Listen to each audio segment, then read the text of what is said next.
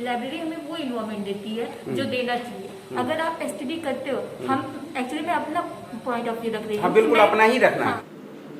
नमस्कार मित्रों, मैं YSPK। आप देख रहे हैं न्यूज़ पावर।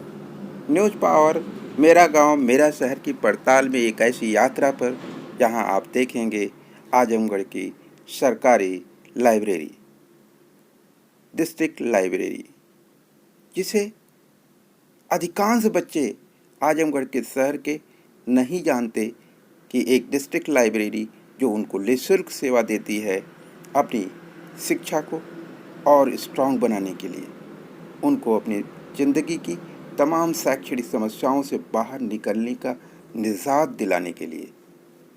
आइए हम उस लाइब्रेरी का वो बॉयज़ चैम्बर को देखते हैं। ये जो देख रहे हैं आप, ये बॉयज़ चैम्बर है जिसमें बच्चे सिर्फ़ और सिर्फ जीवन को सुंदर बनाने के एक अच्छे भविष्य की तलाश में यहाँ आते हैं और पूरे अनुशासित ढंग से इनको अनुशासित करने वाला कोई पूरी डिसिप्लिनरी कोई टीम नहीं होती है। ये सेल्फ डिसिप्लिन्ड चाइल्ड हैं, मैच्योर चाइल्ड हैं, समाज के जो कल के प्रशासक हैं, कल के समाज सेवक हैं, भारतीय राष्ट्रवाद की, भारतीय राष्ट्रीय संस्कृति के संस्थापक हैं।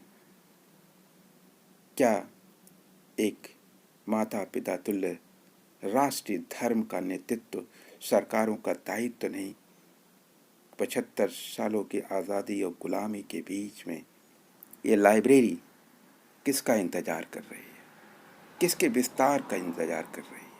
पता चले बहुत सारे लोग, मैंने कांटेक्ट में किया तो बहुत सारे लोग ज्वाइन भी किए हैं कि लाइब्रेरी गवर्नमेंट लाइब्रेरी भी है। सबको पता ही नहीं था कि गवर्नमेंट लाइब्रेरी आजमगढ़ में भी है। बिल्कुल बिल्कुल, ये चीज लोगों को पता लग रहा है तो बहुत सारी लड़कियां जो होती और लाइफ टाइम है कि फिर वो पैसा शहर के बच्चों के लिए तो प्राइवेट लाइब्रेरी भी है। अच्छा, कि वो चाहे तो वहाँ पे भी ज्वाइन कर सकते हाँ। हैं, लेकिन कुछ पेरेंट्स भी हैं जो ये अफोर्ड नहीं कर न अफोर्ड नहीं कर। सरकारों का दायित्व नहीं, 75 सालों की आज़ादी और गुलामी के बीच में ये लाइब्रेरी किसका इंतज़ार कर रही है?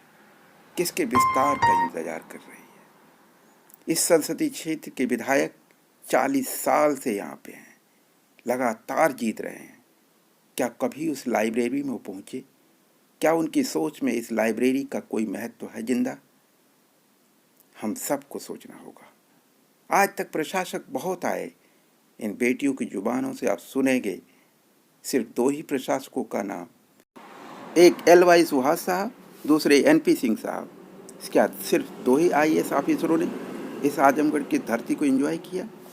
ऐसा नहीं, ऐसा बिल्कुल भी नहीं है। जो मुझे याद है, मेरा बचपन था उस वक्त मीना साहब एक यहाँ पर IAS आए थे। उनको आज तक हम याद करते हैं। उन्होंने भी न्याय और सत्य की स्थापना की छोटी सी कोशिश पर अपनी जान तक दांव पर लगा दी थी, मगर बाल बाल बच गए थे और बचाने में भी उनकी दृढ़ता, कल्प और पवित्रता ने उनके जीवन की रक्षा की थी। ऐसे 75 साल की आज़ादी और सिर्फ 3 DM का नाम हम सब की जुबान पे क्यों? क्योंकि तीनों ने, NP सिंह साहब तो जीवन के अंत के पड़ाव, रिटायरमेंट के पड़ाव पे सिर्फ 1 साल के लिए यहाँ पर आए थे, और LY सुहास साहब सिर्फ 3 साल।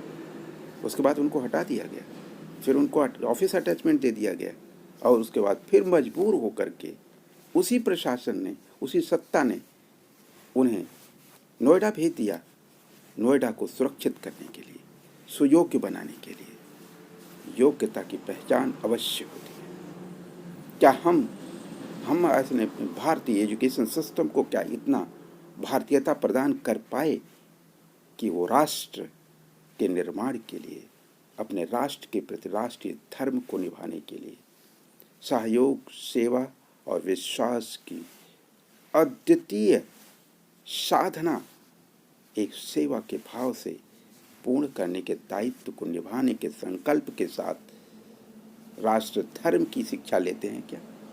राष्ट्र को मजबूत करने की शिक्षा लेते हैं क्या? मगर जब हमारी शिक्षा का रास्ता ही अलग हो, कमज़ोर हो और विचलित हो, उद्देश्य रहित हो, उद्देश्य विहीन हो, तो निश्चित रूप से प्रशासक और शासक सिर्फ भ्रष्ट हो सकते हैं, अन्यायी हो सकते हैं, असहयोगी हो सकते हैं। कुंवर सिंह राजकीय उद्यान पार्क से सटा हुआ ये बिल्डिंग है, जो राइट साइड बिल्कुल लास्ट से जो रूट जाता है, ठीक उसी रूट पर अंदर जाने पर ठीक पार्क के बिल्कुल बगल में लगा हुआ ये लाइब्रेरी है। ये जो बच्चों के भविष्य की सुरक्षित जीवन यात्रा की गारंटी देता है। जिस आजमगढ़ जिले को लोग पिछड़ा जिला और आतंकी जिला बनाने में लगे हुए हैं, पिछले 75 सालों में लगातार इन शासकों ने राजनीति के चलते बार बार इस जिले को बदनाम करने की कोशिश किया। जिस जिले ने सिर्फ विद्वानों को पैदा किया, वीर शहीदों को पैदा किया, जो देश, समाज, विश्व शांति के लिए, राष्ट्र निर्माण के लिए, राष्ट्रभक्ति के लिए, राष्ट्र धर्म के लिए अपना जीवन न्यौछावर कर दिया। ऐसे राष्ट्रभक्तों से, ऐसे संगीतकारों से, ऐसे साहित्यकारों से, जिनके नाम से धरती जानी पहचानी जाती है, जिनके चरित्र की पराकाष्ठा सारे विश्व में समाई हुई है, जिनके नैतिकता के मूल इस संसार के नैतिक मूल्यों की आदर्श पराकाष्ठा के लाइनों को परिभाषित करते हैं, उस आजमगढ़ की धरती का चरित्र और उनकी बेटियों का आदर्श देखिए। बेटियों के लिए बनाई गई लाइब्रेरी आइए जानते हैं उन बेटियों से, लाइब्रेरी का दूसरा बेटियों पार्ट। की आवाज़ को। हाँ, लेकिन कुछ पेरेंट्स भी हैं जो ये अफोर्ड नहीं कर ना सकते, अफोर्ड नहीं कर सकते। तो उनके लिए तो ये बहुत जरूरी है कि उन्हें पता हो। हाँ, कि वो अपसेट ना हो। हाँ। कि मेरे पेरेंट्स ये नहीं कर सकते, मैं कैसे पढ़ूँ। वहाँ पर घर पे प्रॉब्लम होती ही है, कभी डिस्प्यूट होता है, कभी कुछ होता है, इकोनॉमिकल प्रॉब्लम होती ही होती है। और अब तो ऐसे भी 50% लोग बेरोजगार हैं। तो ऐसी परिस्थितियों में किताबों की प्रॉब्लम होती है कि हमारे पास पैसे नहीं है, लेकिन हम IAS बनना चाहते हैं, PCS भी बनना चाहते हैं, क्लर्क का काम जो भी करना चाहते हैं, कोई भी जितने भी क्लर्कल जॉब हैं उसके लिए भी बच्चे अपने कंपटीशन तैयारी कर रहे हैं। टीचिंग के अवेलेबल नहीं है, तो उसके लिए तैयारी ज़रूरत है, वो भी जीरो से तैयारी करनी पड़ेगी। तो इन सब के लिए आपको लगता है कि वो कौन सी स्टेज है जहाँ पर ये सारी चीज़ों की कम्युनिकेशन बच्चों को हो जानी चाहिए। मैं एग्जाम्पल देता हूँ, प्राइमरी स्कूल पे, जूनियर हाई स्कूल के लेवल पर, या 10th और 12th के लेवल पर, इसमें सबसे बेस्ट ऑप्शन क्या है? 10th और 12th पे, क्योंकि बच्चा वहाँ से प्राइमरी लेवल पर क्यों नहीं? प्राइमरी लेवल पे इसलिए क्योंकि मतलब आज के टाइम में तो जरूरी ही है। हाँ। प्राइमरी लेवल के लिए भी, क्योंकि ये जो पेंडेमिक सिचुएशन है, हाँ। उस टाइम में तो उनकी पढ़ाई ज्यादा डिस्टर्ब हुई है। और फिर 10th 12th के लिए इसलिए जरूरी है क्योंकि वहाँ से बच्चा कंफर्म हो जाता है कि हमें आगे चल करके किस फील्ड में जाना है, हमें करना क्या है। और अगर वहाँ से उनको ये माहौल नहीं मिला तो उनका मोरल डाउन हो जाता है। जिसलिए उनको ये जरूरी है कि उन्हें ये पता हो कि हमें किस हिसाब से कहाँ पढ़ाई करनी है, वहाँ पे उनको बुक मिल सके, हर एक चीज़ की सुविधा मिल सके। तो उसके लिए उन्हें ये जानकारी जरूरी है कि वो गवर्नमेंट लाइब्रेरी या कोई भी लाइब्रेरी में वो जा करके पढ़ाई कर सके। आपको और नहीं लगता कि मान लो जो बच्चे हैं, जो बेटियां हैं, खास तौर से सभी पार्टियां, राजनीतिक पार्टियां भी आजकल कहते हैं कि बेटी बचाओ बेटी पढ़ाओ, कोई कहता है बेटी पढ़ाओ बेटी बढ़ाओ। प्रियंका जी उसके नाम से वो भी एक बेटी ही है। तो बेटियां नॉर्मली अपने लिए क्या सोचती हैं कि क्या, मतलब मान लो किसी पेरेंट के पास इतनी हैसियत नहीं है कि वो 6 भी पढ़ा ले, ठीक है, 5th पढ़ा करके बैक कर लिया बच्चे को, बेटी को। ऐसा क्या करना चाहिए गवर्नमेंट को जिससे बेटियों की लाइफ सिक्योर हो, बेटियां वास्तव में पढ़ने और बढ़ने के रास्ते पर चल सकें और पूरे स्वाभिमान के चल सकें। जैसे कि अभी सरकार ने क्या किया कि कुछ विधायक जहाँ पर उनको रिस्पांस नहीं मिला, उनको ग्राउंड पर नहीं काम किए थे, तो जनता ने कहा कि तुम ग्राउंड पर काम नहीं करते हो, 5 साल बाद आ रहे हो, हम तुम्हें वोट नहीं देंगे। तो विधायकों ने क्या किया कि जो 5 किलो अनाज दे रहा है, 25 किलो मान लो 5 परिवार है तो 5 लोगों की, तो उसके ताने मारने लग गए। क्या ये ताने मारना एक गरीब परिवार को जिसके पास खाने की भी सुविधा नहीं है और सरकार के फंड से जो टैक्स का, पब्लिक टैक्स के पैसे से आती है, ये किसी पार्टी के ऐसे विधायक का तो नहीं होता? ये ताने मारना उचित है या अनुचित है? उसी तरह से आप गरीब बच्चे हैं, गरीब बच्चों को क्या जीने का हक प्राइमरी मूल अधिकार में नहीं आना चाहिए? यदि आना चाहिए तो यदि आपके गरीब का बच्चा किसी पैरालिसिस या सीरियस कैंसर से बीमारी से ग्रसित हो गया तो उसको बचाने का बाप के पास तो औकात नहीं होगी, परिवार के पास, गांव भी मदद नहीं कर पाएगा। तो ऐसा क्या होना चाहिए कि बच्चे को जीने का अधिकार सुनिश्चित होना चाहिए और पूरे स्वाभिमान के साथ, ताने मारने वाला नहीं, ताकि वो कहे कि ये मेरा है और मुझे मेरे जिंदगी जीने का हक है, ये मेरा दूसरा पेरेंट है और ये इसकी रिस्पॉन्सिबिलिटी है। दूसरा पेरेंट कौन होता है? पहला पेरेंट मैं आपको बता दूं, आज तक किसी ने नहीं बताया है।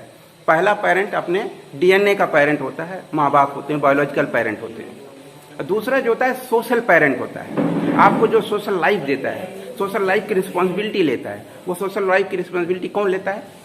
सरकार लेती है। और उस सरकार को मजबूत कौन करता है? हम सब कमा कमा के पैसे देते हैं। हम खाने से लेकर के सरकार नौकरी करने तक जो कुछ भी कमाते हैं, हर एक पर टैक्स देते हैं। किस लिए? ताकि हमारी सरकार हमारी सुरक्षा का, हमारे सम्मान का, हमारे अधिकार का, हमारे मौलिक अधिकारों की रक्षा करने के लिए जो तंत्र बनाया जाना है, वो तंत्र किसके बनाया जाएगा? हम ही में से कोई बच्चा जाकर उस सिस्टम को एडॉप्ट करता है, आईएएस बनता है, आईपीएस बनता है, पीसीएस बनता है कि नहीं बनता? गांव का लेखपाल बनता है, तो चपरासी भी बनते हैं सरकारी। तो क्या हर यूनिट इंपॉर्टेंट नहीं है? चपरासी से लेके, चपरासी नहीं रहेगा तो डीएम साहब अपना काम कर लेंगे, क्लर्क नहीं रहेगा तो डीएम प्रशासन का काम हो जाएगा। यानी सबको सम्मान चाहिए कि नहीं चाहिए? सम्मान चाहे चपरासी का हो, या प्यून का जो क्लर्क हो, चाहे प्रशासनिक अधिकारी हो, सबका होना चाहिए। ठीक वैसे ही किसान का भी सम्मान होना चाहिए। किसान की ही बेटियां होंगी, आप अधिकांश बेटियां इसमें किसानों की होंगी, है कि नहीं? तो वो कॉम्बिनेशन है। जो शहरों में भी रहते हैं वो भी किसी किसान के बेटे हैं। तो सामाजिक सम्मान की व्यवस्था सुनिश्चित करना सरकारों का दायित्व है, न कि कोई एहसान है। क्या ये आप महसूस करते हो? हाँ। एक बेटी के तौर पर। किस क्लास में पढ़ते हो आप? बीए सेकंड ईयर है। आप किस गांव से बिलोंग करते हो या शहर से? सर मैं यहीं से बिलोंग करती हूँ, आजमगढ़ से। आजमगढ़ से। हाँ। फिर भी घर से आप बाहर आकर लाइब्रेरी में पढ़ना पसंद करते हो, चूंकि फैमिली सिचुएशन से बाहर आके, ताकि आपको पीस महसूस हो सके। और एक कोऑर्डिनेशन और कोऑपरेशन वाला भी सिस्टम होगा यहाँ पर। तो ये सारी बच्चों को चाहिए। आप कहाँ से बच्चे? मैं गांव से आती हूँ, करीमुद्दीनपुर। कहाँ से? थोड़ा तेज बोलिए। करीमुद्दीनपुर गांव से। कहाँ, कितना दूर है? यहाँ से 7 किलोमीटर होगा। कितना? 7 किलोमीटर। 7 किलोमीटर। हाँ। अच्छा अच्छा। तो सुविधा है आने की? कम वहाँ पर रोड और रोड की बिल्कुल सुविधा नहीं है वहाँ पे। और गाड़ियों वाड़ियों के टेम्पो वगैरह कम नहीं? नहीं, रोड तो इतना खराब है कि जो रास्ता आप 10 मिनट में तय कर सकते हैं उसको 20 मिनट में तय करना पड़ता है। अच्छा अच्छा। लॉ एंड ऑर्डर कैसा है, मतलब बच्चों की सुरक्षा के पॉइंट ऑफ व्यू से? सुरक्षा सही है। ठीक है ना? अच्छा, आप कहाँ से बिलोंग करते हैं? हम यहीं से। अच्छा। तो अब कुछ और बच्चों से भी बात करते हैं। Thank you so much for cooperation. देखते हैं और बच्चे क्या कहना चाहते हैं और उनके लाइफ में इस लाइब्रेरी ने क्या रोल प्ले किया है। आप में से कोई है जो ये बताएगा कि आपके लिए ये लाइफ में लाइब्रेरी कितनी इम्पोर्टेंट है? लाइब्रेरी तो हमारे लाइफ में वैसे इंपॉर्टेंट है जैसे हमारी फैमिली में, क्योंकि मुझे लगता है लाइब्रेरी हमें वो इन्वायरमेंट है। एक्चुअली मैं अपना पॉइंट ऑफ व्यू रख रही हूँ। हाँ, बिल्कुल अपना ही रखना है। हाँ, कि मैं यहाँ रूम लेके रहती हूँ। अच्छा। फिर भी मैंने लाइब्रेरी कहाँ, ज्वाइन किस किया। गांव से बिलोंग करते हो? मेरा गांव बनकट है। बनकट यहाँ से के- 15 किलोमीटर होगा। 3 किलोमीटर? नहीं 3 नहीं 15 15। 15 किलोमीटर। हाँ, मैं यहाँ पे इसलिए आती हूँ क्योंकि मुझे जो इन्वायरमेंट चाहिए पढ़ाई के लिए, मैं अगर अकेले रहती हूँ और मैं वहाँ रूम पे भी पढ़ सकती हूँ, लेकिन वो इन्वायरमेंट नहीं मिल पाता। और यहाँ पे हमारा एक कॉम्पिटिशन रहता है कि अगर सामने वाला ये पढ़ रहा है हमें भी पढ़ना चाहिए। हमारा थोड़ा माइंड डाइवर्ट होता है, फिर भी हम कंटिन्यू करते रहते हैं कि हमें पढ़ना ही पढ़ना है।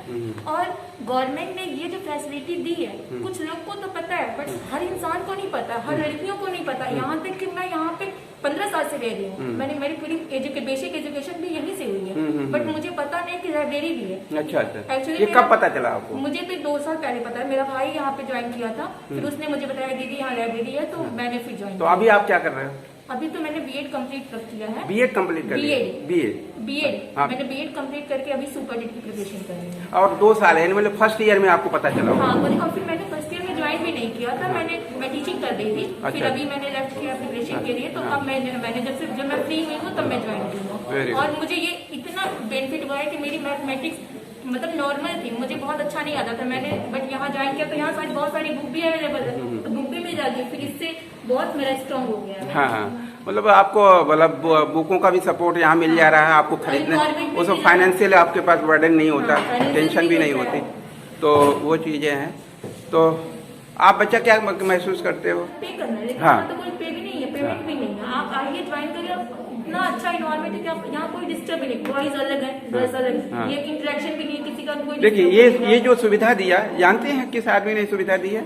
अभी मैं हेड साहब से बात कर रहा था, तो यहाँ पे एक डीएम आए थे, उनका नाम पता है आपको? सुभाष हलवाई? नहीं, सुभाष हलवाई के बाद कौन आया था? कितने बच्चों को पता है कि हमारे डीएम कितने आ चुके हैं यहाँ पे अभी पिछले 3 सालों में? सुभाष नाम हलवाई, बताइएगा आप। सुभाष हलवाई, हाँ। नागेंद्र सिंह, अभी त्रिपाठी, नागेंद्र प्रताप सिंह यानी एनपी सिंह। एमपी अभी Tripathi this role is provided by mister NP Singh. Girls का अलग किया जाए चैम्बर और बॉयज का अलग किया जाए। वो यहाँ पे आए हुए थे विजिट पे, तो उन्होंने कहा कि नहीं, इसको अलग करो और बेटियों को सुरक्षित एनवायरनमेंट दो। ये एक किसने कर दिया? एक प्रशासक ने सोचा, वो उसका कंट्रीब्यूशन है उसकी सोच का। वो चाहते तो ब्लंड माइंड चले जाते वापिस, जैसे दूसरे प्रशासक भी आते रहे जाते रहे।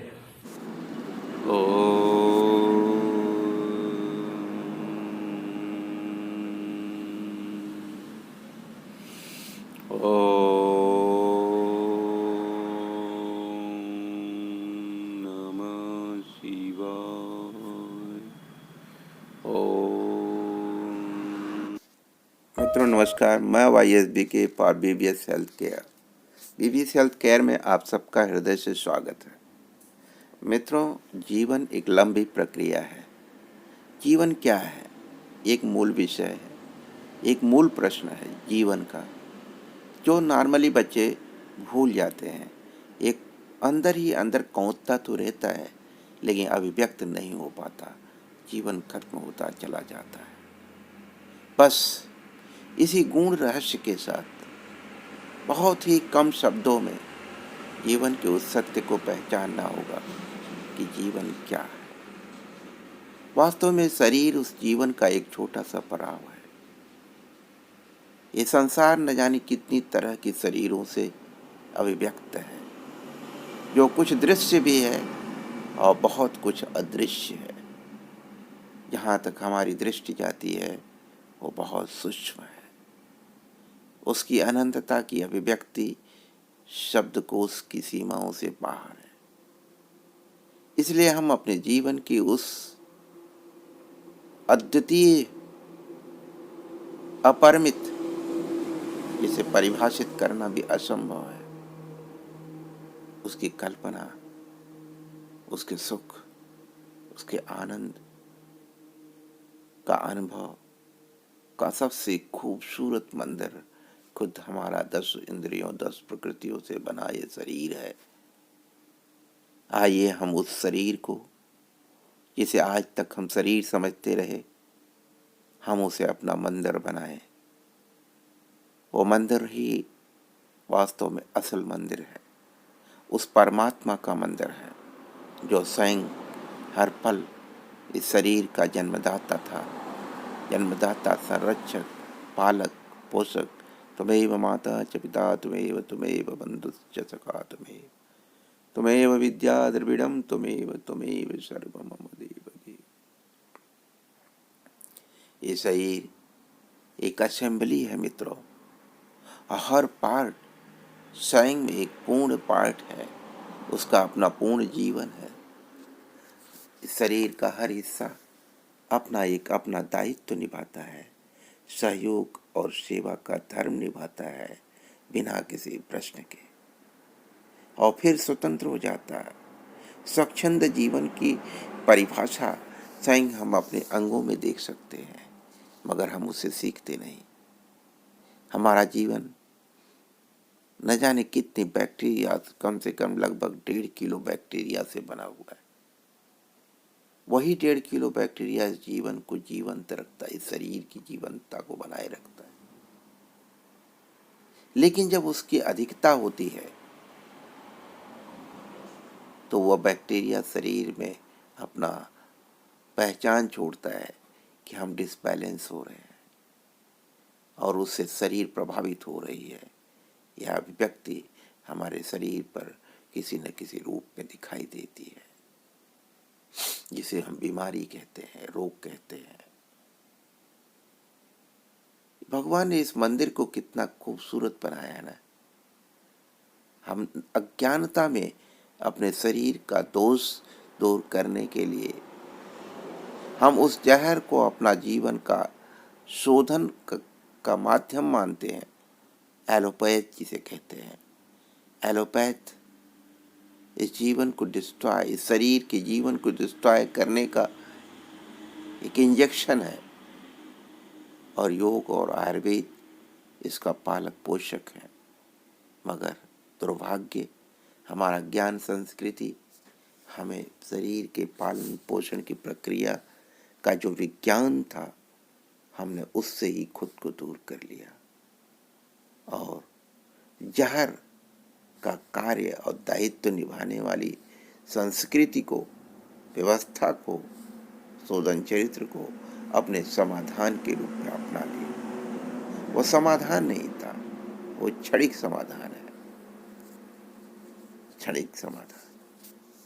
पूर्ण समाधान तो सावधानी है, केयर है, सुरक्षा है, मैकेनिज्म को पूर्ण तरह से अनुपालन है। यह शरीर अपनी सुरक्षा का कवच खुद पहने हुए है।